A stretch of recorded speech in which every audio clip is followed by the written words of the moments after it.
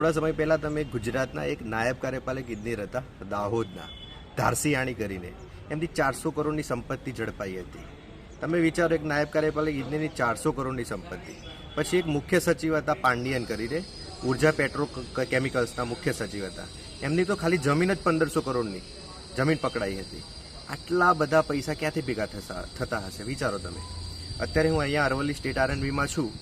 મેં 1 વર્ષથી અહીંના મોડાસા ડિવિઝનના ડી અને એસઓની 1 વર્ષથી લગાતાર મુખ્યમંત્રી, અધિક અગ્ર સચિવ, એમના સેક્રેટરી જૂના AK પટેલ હતા, અત્યારે PR પટેલ, એમને ક્વોલિટી કંટ્રોલમાં KM Patel, JU Gandhi, joint secretary JP મોઢા સુધી વારંવાર રજૂઆતો કરી, લેખિત ને રૂબરૂ. 1 વર્ષે અત્યારે એસઓની બદલી જાહેર હિતમાં એટલે સજામાં ખંભાત ખાતે થઈ છે અને DEની બોટાદ થઈ છે. ભલે પ્રમોશનમાં ગયા છે પણ તપાસ ચાલુ છે. આ લોકોની આશરે 20 કરોડના ભ્રષ્ટાચારની ફરિયાદ મેં કરી હતી. એટલે ખરેખર આજે અત્યારે તમે જુલાઈમાં જોયું હશે ગંભીરા બ્રિજની જે દુર્ઘટના બની, એ દુર્ઘટના પાછળ આ જ લોકો જવાબદાર છે. અત્યારે રાજ્યના તમામ આ સ્ટેટ આરએનબીના વિભાગમાં, કર્મચારીમાં અને કોન્ટ્રાક્ટરોમાં એક મુખ્ય ચર્ચા ચાલે છે કે જેટલી પણ આ ગ્રાન્ટ ઉપરથી આવે છે, જે દરખાસ્તો મંજૂર થઈને રોડની, બ્રિજની, એમાં ચોક્કસ 4% સેક્રેટરી લે છે.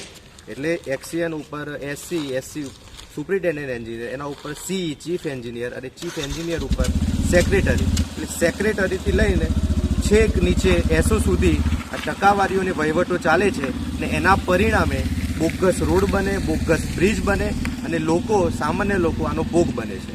એટલે ખરેખર આ બાબતે લોકોએ જાગવું પડશે અને આનું મૂળ શોધો તમે. દરેક જગ્યાએ ભ્રષ્ટાચાર, દરેક જગ્યાએ વહીવટ, દરેક જગ્યાએ પૈસા આપો તો કામ થાય. ભ્રષ્ટાચારે માજા મૂકી દીધી છે. અત્યારે અરવલ્લી જિલ્લાની જ વાત કરું તો એક પણ વિભાગ એવો નથી જેમાં ભ્રષ્ટાચાર ના થતો હોય. તો લોકોએ સમજવું પડશે કે આટલી છૂટ કોને આપી છે, કોના રહેમ નજર હેઠળ આ બધો ભ્રષ્ટાચાર આટલો ફાલી ફૂલ્યો છે. એટલે લોકોએ હવે સમજવું પડશે અને આ મૂળ કારણ લોકોને ખબર છે પણ એનો સમય જવાબ પણ આપવો પડશે. સત્યમેવ જયતે, જય જય ગરવી ગુજરાત.